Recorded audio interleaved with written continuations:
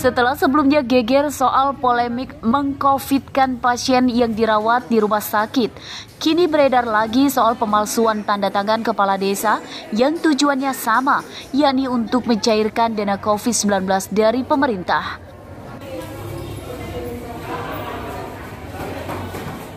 Korbannya diantaranya yakni Rudi Fadli, selaku Kepala Desa Kalibening, dan Hatta, Kepala Desa Kembang Tanjung, Kecamatan Abung Selatan, Lampung Utara. Kedua korban mengaku kaget setelah tahu tanda tangan dan stempel desanya diduga dipalsukan oleh pihak Puskesmas Kalibalangan, Lampung Utara. Pemalsuan itu digunakan untuk laporan perjalanan dinas surveyor COVID-19. Ada? Nggak ada. Surat perintah tugas dan SPPD yang dikeluarkan Puskesmas Kalibalangan ini ada tanda tangan dan cap kami selaku Kepala Desa Kalibening Raya. Setelah kami teliti dan lihat tanda tangan, baik tanda tangan maupun cap ini, itu bukan kami yang menandatangani, alias mungkin dipalsukan. Dipalsukan oleh siapa? Kami ini mohon kita tindak lanjuti, kita cari. Waktu surveyor itu yang benar turun nggak Pak dari dinas pihak puskes? Iya, kalau yang turun ya ada saja, tapi betul-betul ada yang menghadap kami tanda tangani SPJ-nya.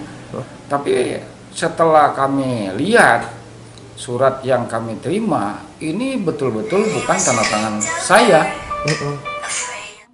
Pihak Dinas Kesehatan Lampung Utara yang dikonfirmasikan Selasa siang mengaku sudah mengetahui masalah dugaan pemalsuan itu dan sudah memeriksa pihak Puskesmas Kalibalangan. Dana surveillance yang digunakan untuk perjadin di aktivitas Puskesmas di desa itu dipalsukan. Ternyata menurut beliau tadi saya tanya, menurut Kapus tersebut, dari 10 desa itu ada 3 desa yang disenyalir perjalanan dinas dipalsukan. Walaupun aktivitasnya real, turun ke lapangan, tapi SPJ perjalanan dinasnya yang dipalsukan. Data dari Dinas Kesehatan Lampung Utara, rupanya ada 10 kepala desa yang tanda tangannya dipalsukan untuk dipergunakan mengambil dana penanganan COVID-19. Jika terbukti bersalah, pihaknya akan menyerahkan sebuah prosesnya ke aparat hukum. Ardio Haba melaporkan dari Lampung Utara.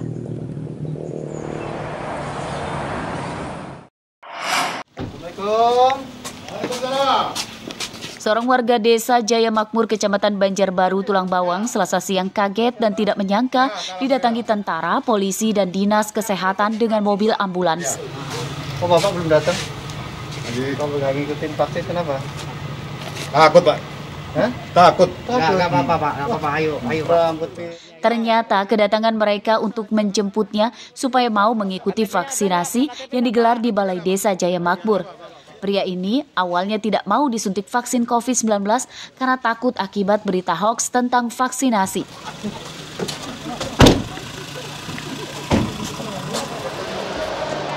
Sesampainya di Balai Desa, ia langsung diperiksa kesehatannya. Dan setelah dinyatakan sehat, kemudian disuntik vaksin dosis pertama. Vaksinasi di Balai Desa Jaya Makmur ini digelar personil Akabri Angkatan 99. Kalau keseluruhan masyarakat yang wajib vaksin untuk dosis 1 itu adalah 312.147 orang. Dan alhamdulillah sampai dengan saat ini kita sudah mencapai 40,31%. Petugas menyediakan 1.200 dosis vaksin. Pihak Akabri meminta kepada warga untuk tidak takut disuntik vaksin COVID-19 demi kesehatan bersama.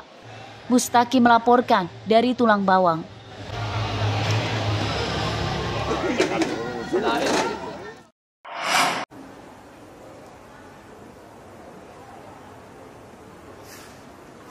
Pembelajaran tatap muka atau PTM secara penuh di Kota Bandar Lampung diperkirakan baru akan dimulai pada bulan Januari 2022 mendatang. Sebab pelaksanaan vaksinasi bagi pelajar dan masyarakat ditargetkan baru akan selesai pada akhir tahun ini. Wali Kota Bandar Lampung, Eva Duyana, pada Selasa siang meminta kepada masyarakat agar bisa bersabar. Belum dimulainya pembelajaran tatap muka secara penuh bertujuan untuk mencegah adanya klaster COVID-19 dari lingkungan sekolah. Saat ini, pemerintah Kota Bandar Lampung serentak memperbolehkan belajar tatap muka bagi pelajar kelas 9 dan kelas 6 SD. Pada pekan ini, jam belajar di sekolah telah ditambah yang semula 2 jam, kini menjadi 4 jam. Meski demikian, pembelajaran tatap muka masih dilakukan secara terbatas dengan jumlah siswa maksimal 50% setiap kelasnya. Kalau pakai protokol kesehatan semua pakai, dan ini kita lihat, apalagi kita masih level 2, masih aman. Zonanya zona kuning. Bunda berharap Desember apa yang kita harapkan semua warga masyarakat sudah tervaksin. Amin. Anak-anak sekolah, anak-anak SMK, anak perguruan tinggi semuanya bisa kita vaksin. Dan kita masuk level 1 zona hijau, tetap aktivitas kita ada tapi tetap pakai protokol kesehatan. Pelaksanaan pembelajaran tatap muka secara penuh tersebut telah dinanti para guru dan siswa. Sebab belajar secara tatap muka lebih mudah dipahami dibandingkan dengan belajar secara daring.